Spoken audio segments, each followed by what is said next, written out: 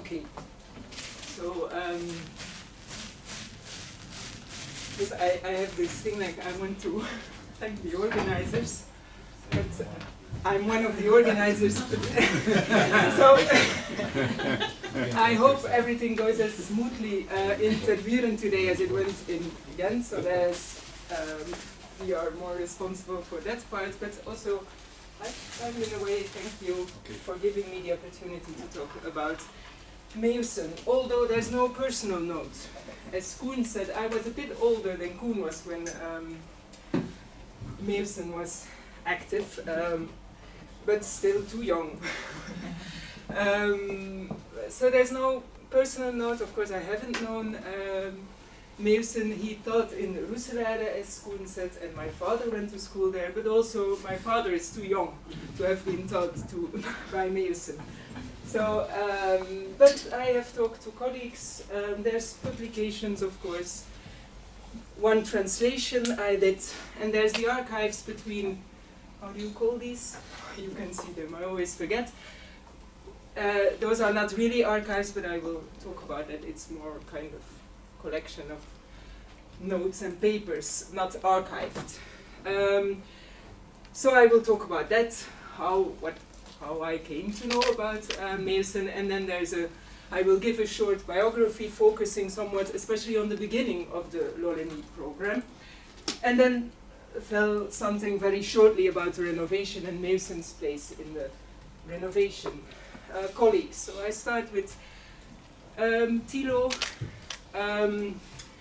Well, Thilo, actually I talked to Michael Meeuwis from Ghent University talking about this kind of thing, like we should maybe do some work. He has worked a lot on missionary linguistics. I thought, yeah, but scientific linguistics before independence might also be very interesting, and of course Meeussen then, and he said, no, but Thilo gave a talk in 1999 in Ghent, a very nice talk about Meeussen, and then I asked Thilo and he sent me his talk, and indeed that was a very nice talk. And then what struck me especially, and well, Thilo has talked about this already on Monday, was this line when he says, when I reread the same articles now, they are just right, everything is meaningful, not a word too much, no frills and no hedges. Well, in kind of an indirect way, I have come to know Meeussen, and I think through Thilo, because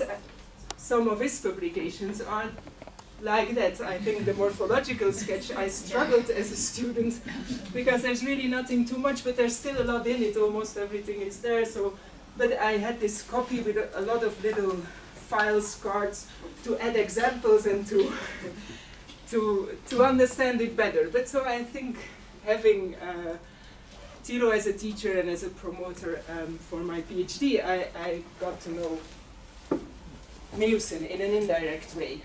Then Claire Grégoire was supposed to come. She might still. Oh, you have arrived. Yes. So I wanted to ask you before, is it good if I tell a bit about our talk together? About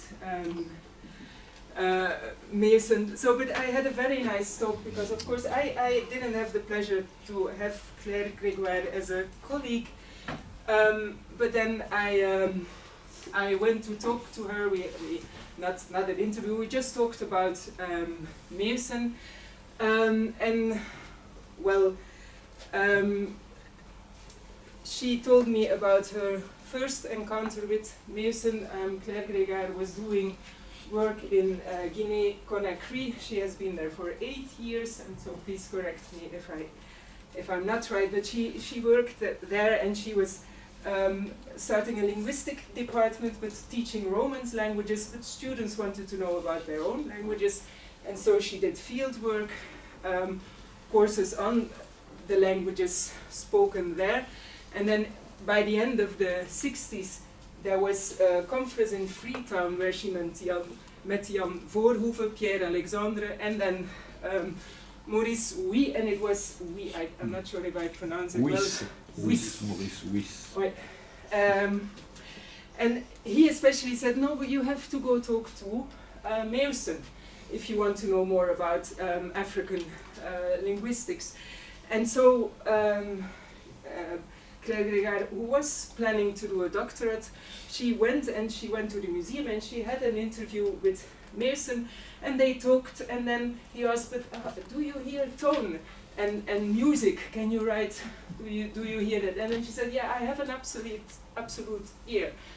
And he did a little bit of a test, and that was impressive, so that was true. And then at the same moment he called, then it was the director at that time was Cahen, and he asked, is there still some money on our project? And so Claire Grégoire could start working in the museum. So tones were very important.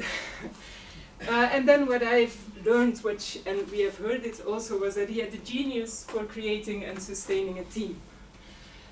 That he was maybe, and that I've heard, not from Philo, but also from Professor Kamba Muzenga, that maybe he was not the most pedagogical of teachers. We heard that about his publications maybe, but that you would go to him and that he would give you a list of references which he had in his head, and that he would also kind of tell you how to approach the problem or give you ways to approach the problem, and then you would go out and you would be a bit puzzled, like, well, I'm sure I've learned important things, but I don't get them yet.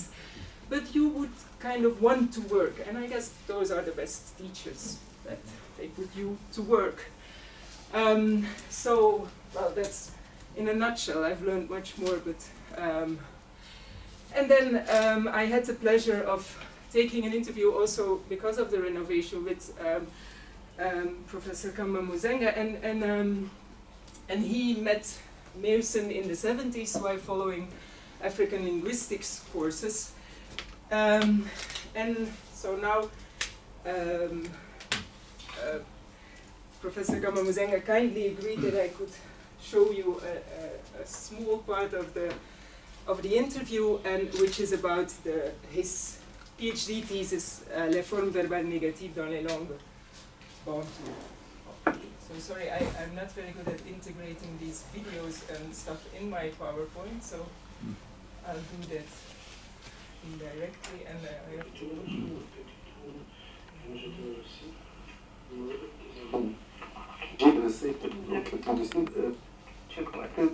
Qu'est-ce qui vous a mené sur la langue kété, j'ai cherché à... Je travaillais non seulement j'ai cherché à changer d'orientation et j'ai choisi donc la grammaire comparée.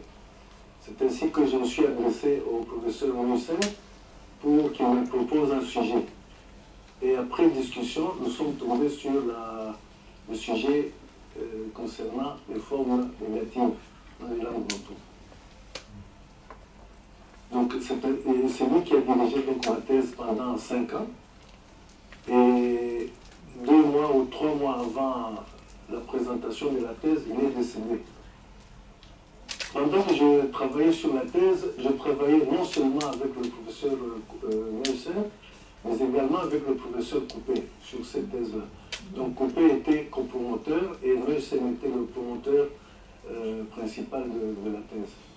C'est ainsi que la coupure n'a pas eu lieu parce que Meeussen étant disparu, je me suis adressé au copromoteur et nous avons ainsi poursuivi le travail jusqu'à la présentation de la thèse. Sorry, a bit later on. I have to, sorry. I didn't. Oh, sorry.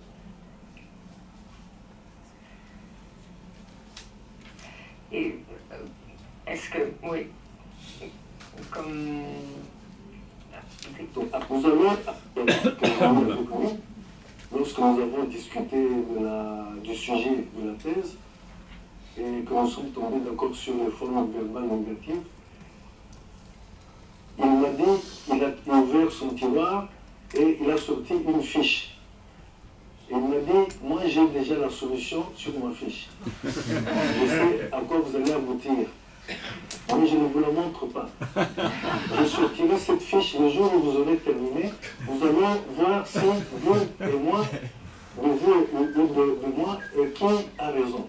Et nous avons ainsi continué à travailler. chaque fois je me disais, si je pouvais ouvrir cette tiroir, c'était impossible. À la fin du travail, nous sommes de nouveau ensemble et nous discutons des résultats. Et il me regarde et me dit, mais je crois que vous avez volé ma fiche. Parce que vos résultats sont pratiquement les mêmes que ce à quoi j'avais pensé. Voilà un peu l'anecdote principale que... C'est joli ça. Do I need to translate? Yes, please. Okay, but shortly, Professor Kamamazenga did his thesis on negative verbal forms in Bantu languages, and Meeussen was his promoter, and so when starting to work, Meeussen, at his desk, he pulled out a card, a little fish, not a fish, a card. And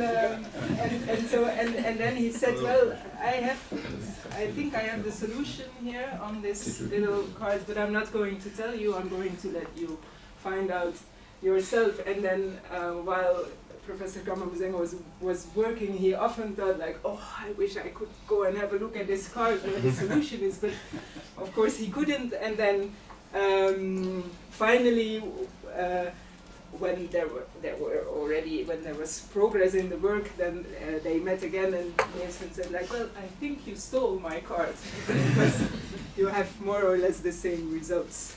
So, okay. Mind reading, I mean, he could have seen that. We should have had. Okay, so that's the colleagues I would like to speak to, other people that have known him that are here today. But then there's another way, of course, his publications that people have talked about his publications, but there's one in particular that I have come to know rather well, and it's one of Claire Grégoire's favorites. She told me it's de tonen van subjunctief en imperatief in het Bantu, which appeared in Dutch, and I translated.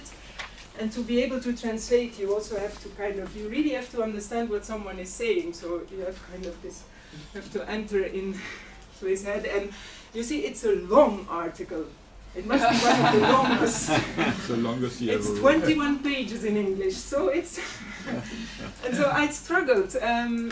But it's clear that there is this kind of motivation to get data out there. Not a lot of introduction, not a lot of text explanations, but you need to get it out there. And then what I want to, there's these kinds of footnotes and things.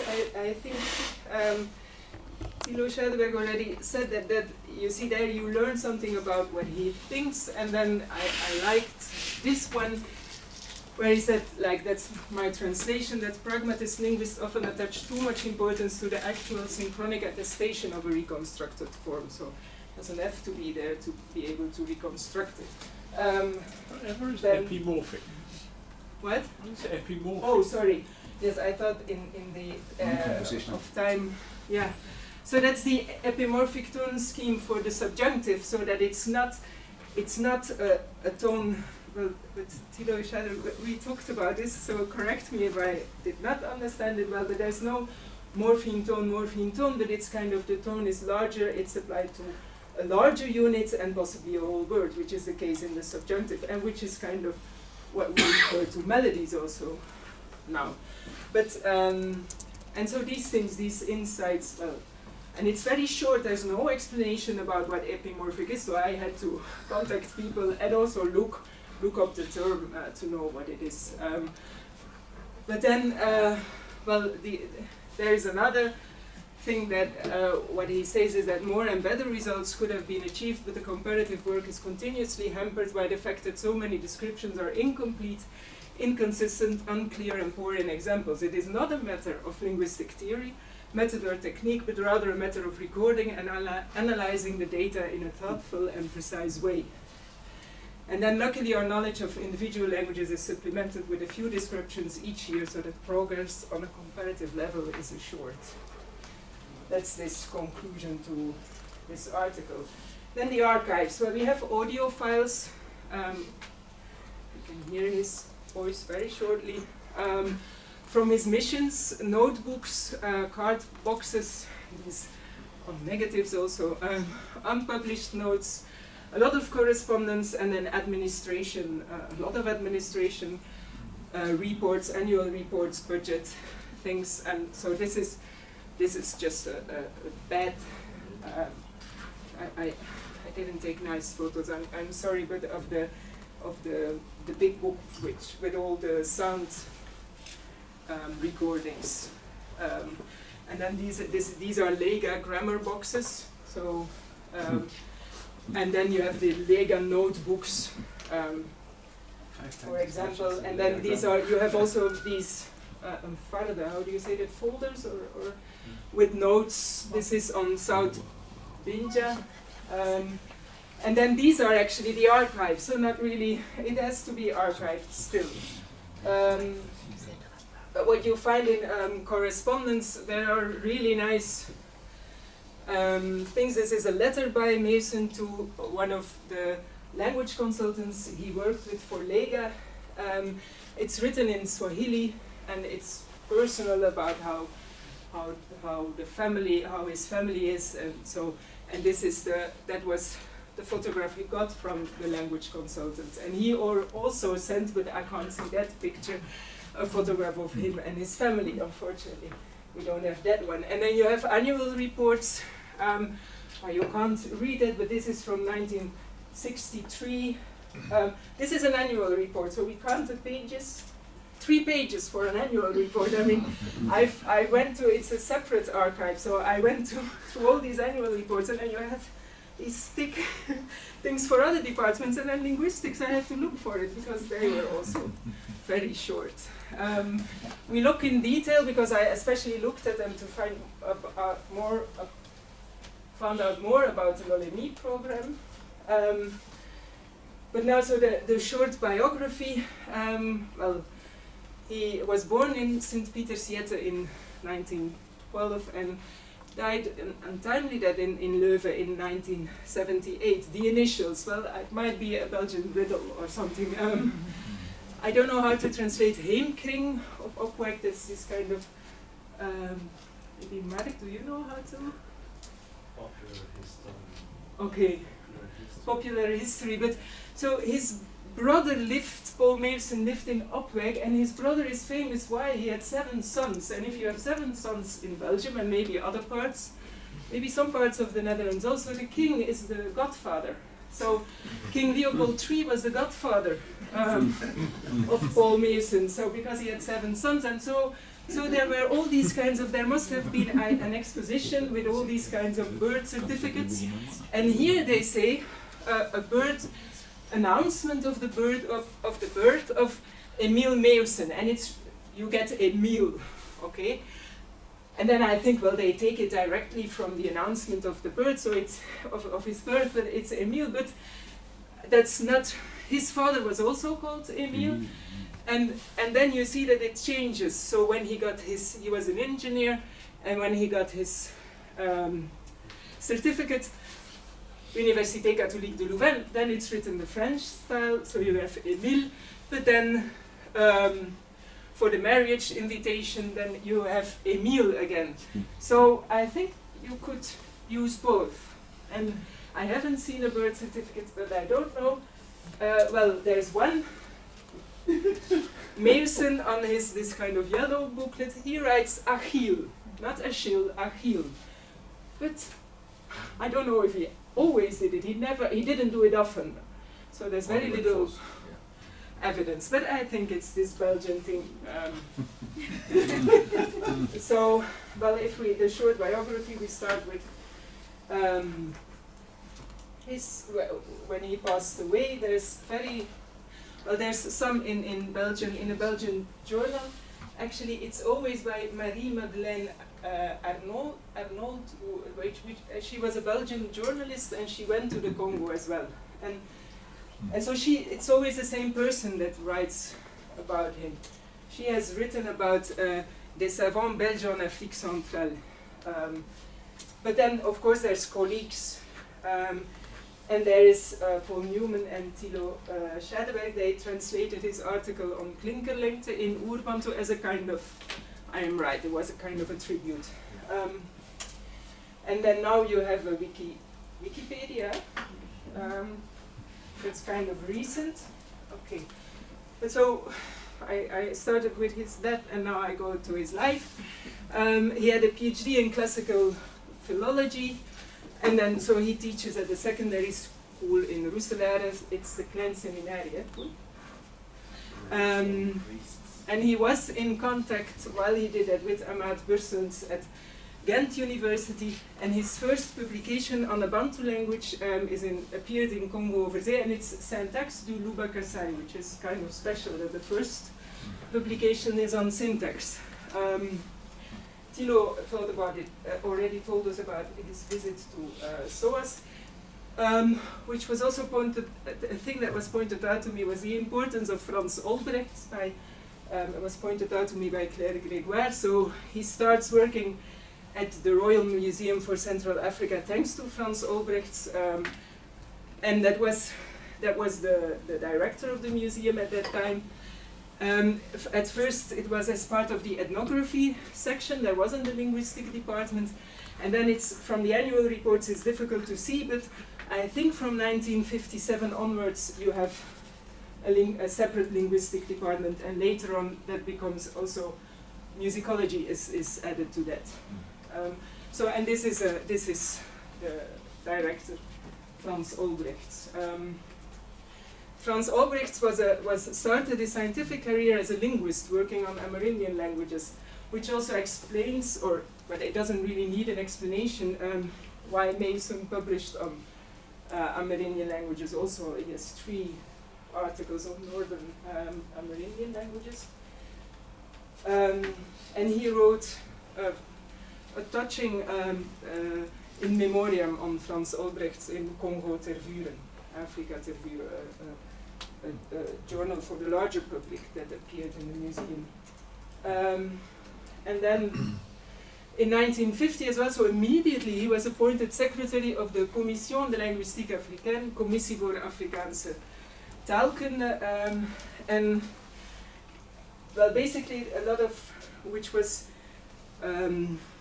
depended on the Ministerie der Koloniën, the Ministry of Colonies, and basically they got a lot of money to do research, but research was kind of about language unification, language policies. There was this goal to it, but of course to do that you had to do a lot of descriptions. And then I found in the reports written by Meeussen, because he was a secretary, so all the reports are of his hand. But there is I think a very nice thing that he says. He says that so if you want to unify the grammar, you can't write a normative grammar, okay? So and so you can't write a normative grammar and try to harmonize different dialects into one new grammar. So you can't do language creation, what a lot of missionaries did. And he said, well, that would be disaster. Okay, that would be a disaster. You can't do that. The only right way is just to choose one dialect and then describe that.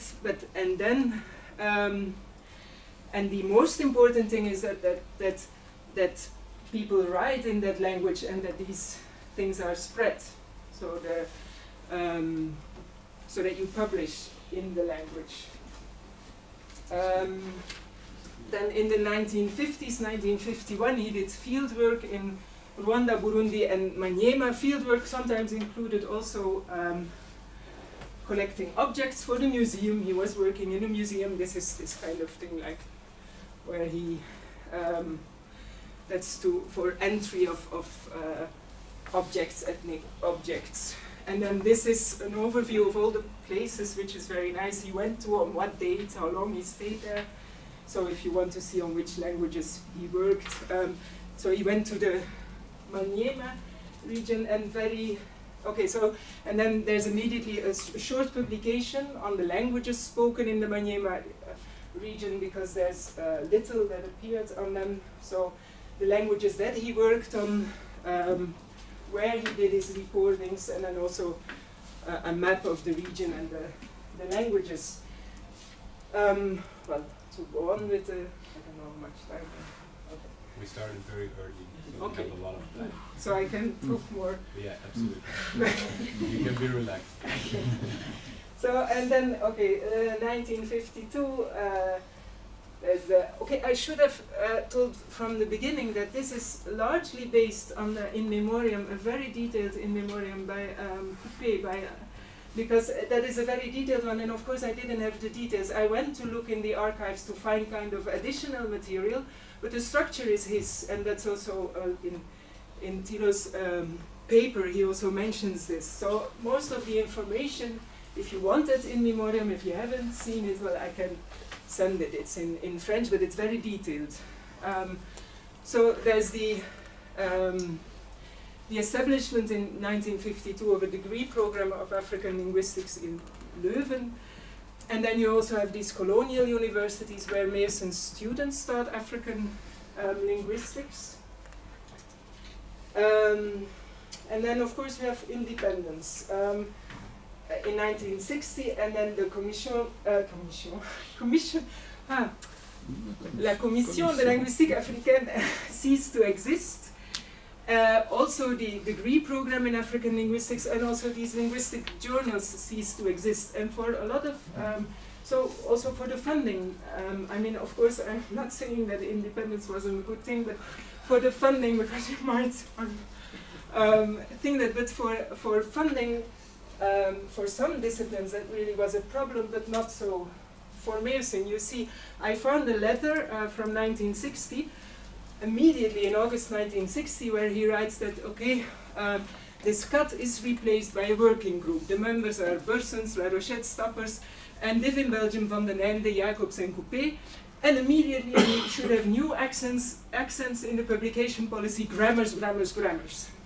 Okay, so, and that is already kind of starting the Lolemi program, which was initially really on grammar. And then, so an example, priority should be given to the Totela grammar by Jacobs, and Tetela, oh sorry. Yeah, I mean, and then, yeah, and then the Luba texts by Stappers later on. Okay, then 1961 is mentioned as the start of the Lolemi program. There's I didn't find any annual report stating that they got the money or something. But in 1963, I think they got the money in 1963. Probably the program started without the money. Et dépouillement de grammaire, so that we find in a lot of reports that he started doing that. But in 1963, so there's the funding, and now I've forgotten. What is it? The fond.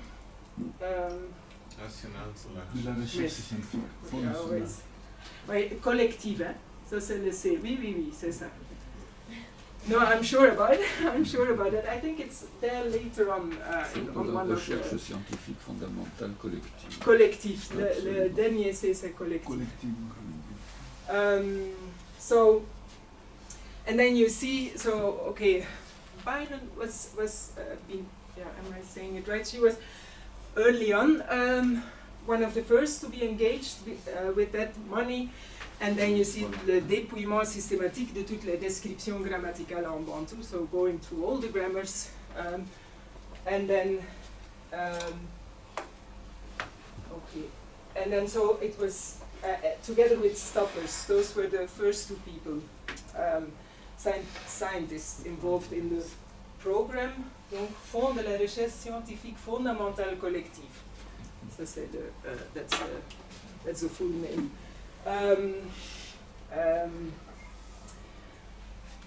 Et alors, and then there's these very short descriptions of what people did. Donc, système de classe de congruence, class system, and also adjective numérique, numeral adjectives, and then Stappers.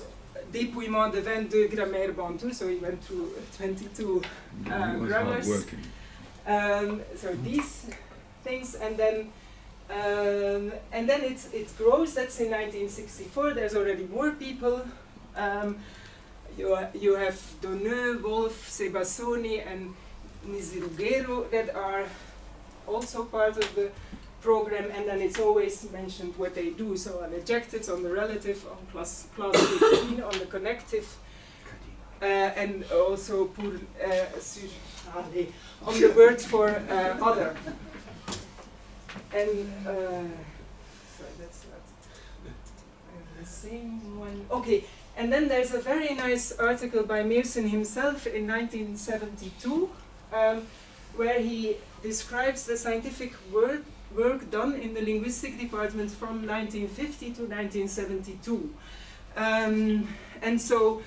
And then within the Lolemi program especially, and with all the, so Angenot, Stappers, Angenot Bastin, Kadima, De Blois, Donneux, Stappers, all the work they did, Jeune Fille, Angenot Bastin.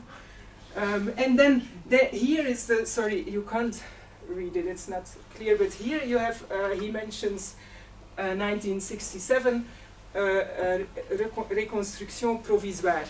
That's the Bantu grammatical reconstructions.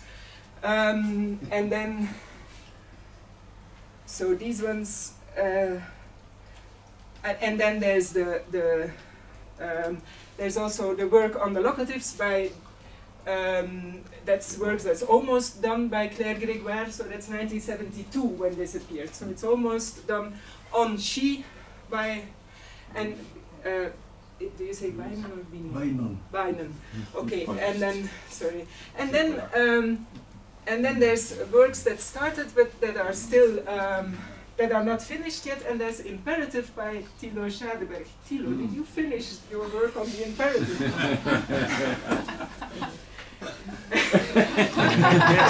He forgot. He's late. I looked for it.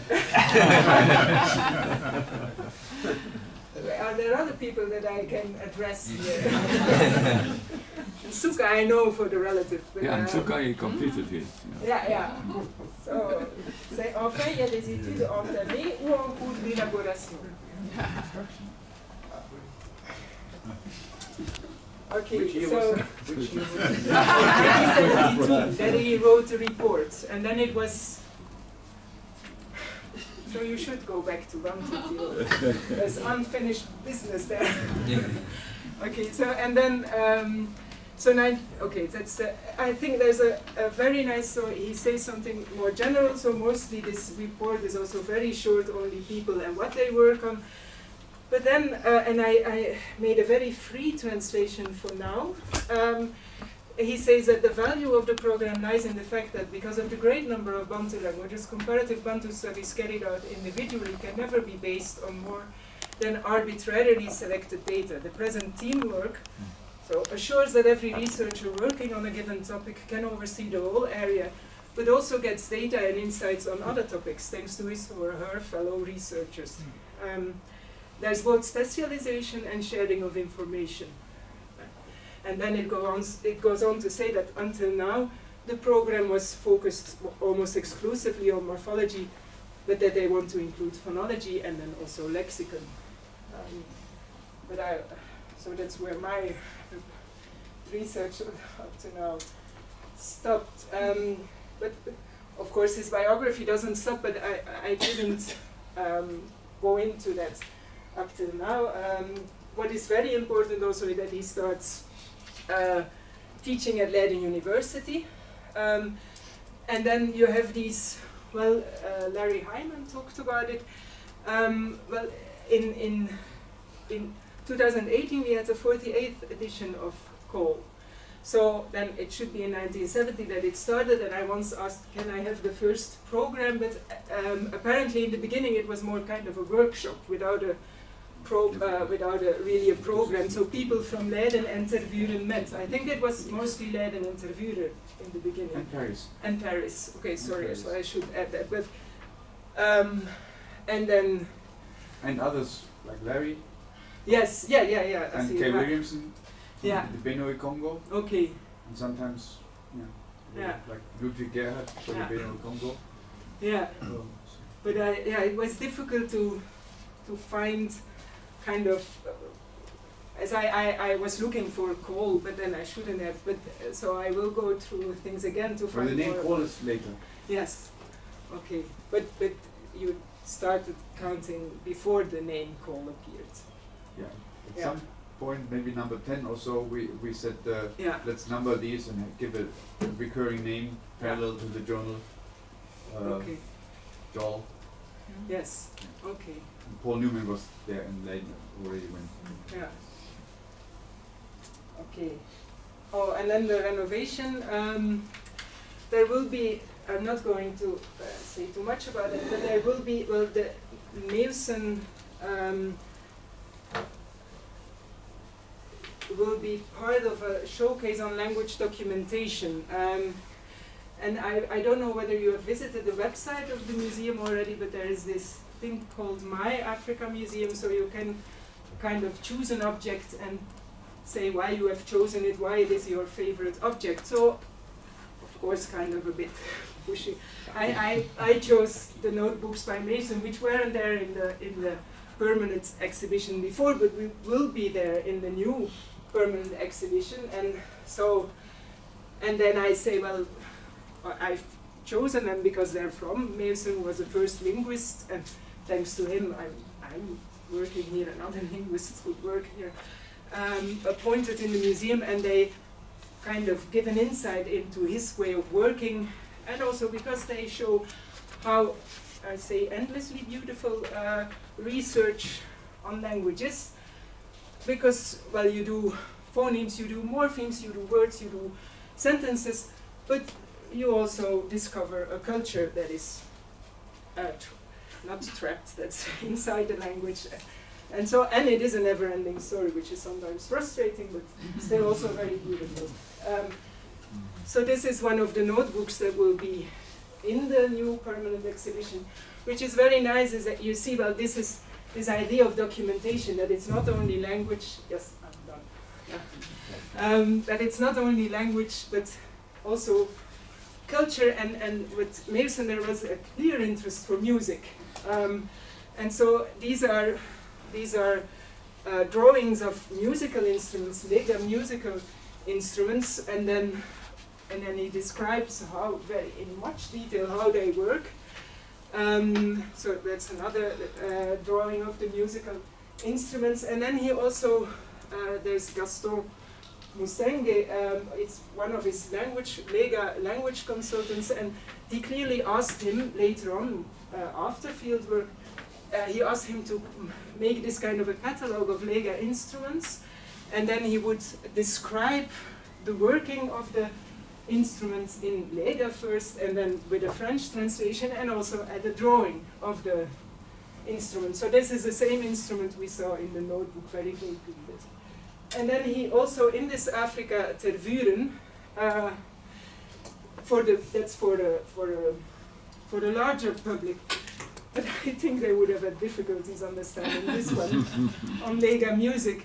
So he wrote something on Lega music, and it's very technical, like explaining the rhythm and everything, and also showing the importance of language, because there's this little phrase, Kakila Kalubamba, which is the arobase, it's the arobase. It's the tail of the monkey. But that's a joke. I called it arobase, but and it's a way to memorize this rhythm.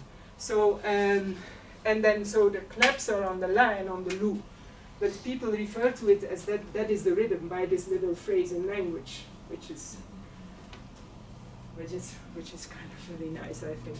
This kind of research that joins all these different disciplines, and well, you have to be able to do that. I wouldn't be, but and so that's it. Thank you.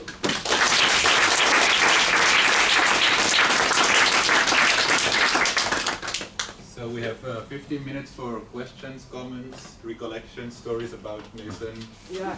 There's a coffee break after, so maybe you can like flow into that. One thing I didn't quite understand from your talk is how far is, when he's making notes on all these different languages, how far is he going to the field? How far is he working with people in Europe? Well, going to the field was especially in the period before independence. So immediately when he started working here, he went for a kind of large field work trip, and the Kirundi grammar is a kind of an outcome of that, and these publications of Manyema languages. But afterwards, it's a lot with his teamwork, a lot with working with people that are around him. So, but fieldwork is especially in the first periods, and I think after 1960 it was difficult to do fieldwork. In Congo Zaire. Yes, where is, yeah. Yeah, you didn't mention missionaries. I once heard that there are more than 400 letters between Meeussen and Hulstad. Yes. Is There's that true? these boxes, yes.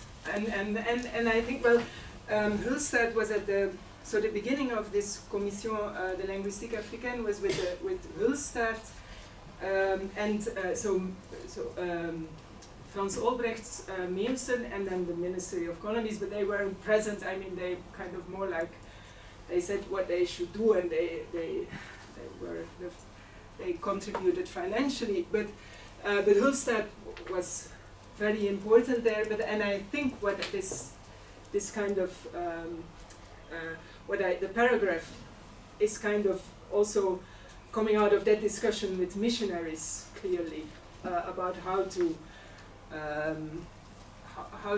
unify languages or which variant to choose for education and all these things. And clearly what he wanted was descriptive work and not normative work, not kind of imposing. Yeah, but what I wonder is that you have quite a lot of good descriptions made by missionaries. Yes. And are you able to reconstruct how much, what Meussen's contribution is to those? Because he must have really supported them in their analysis through correspondence. Yeah, I think that should be, but that's what I mean. So the first thing to do with these archives is that they should be archived properly. Okay, I've already talked with Michael Meeussen, who has the other part of the correspondence with Hulstad. I mean, so he has the letters from Meeussen. Here we have the letters from Meeussen to from Hulstad. Sorry.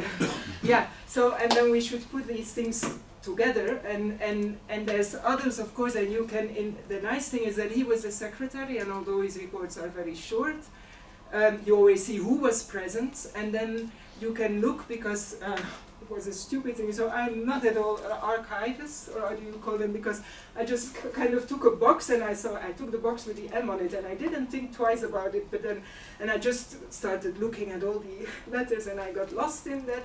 And then Tom Moran, who is a very good, did you say archivist?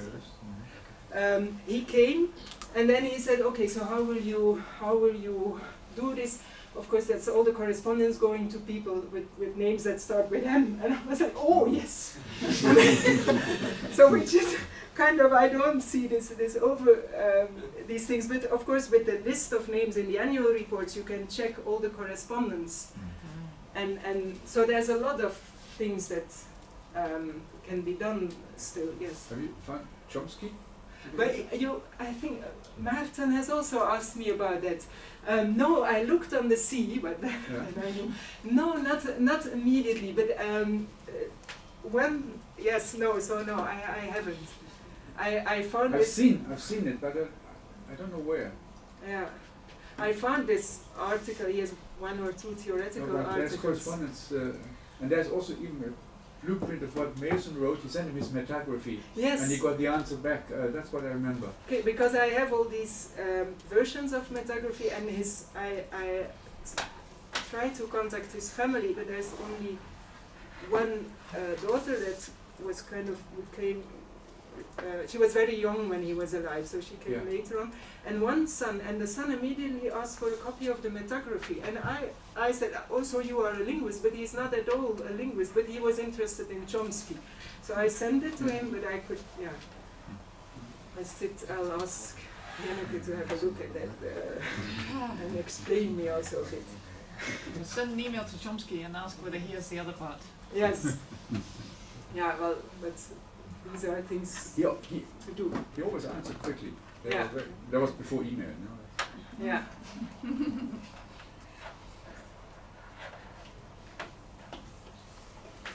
Any more questions or comments? Yeah, we can have a coffee. Thanks.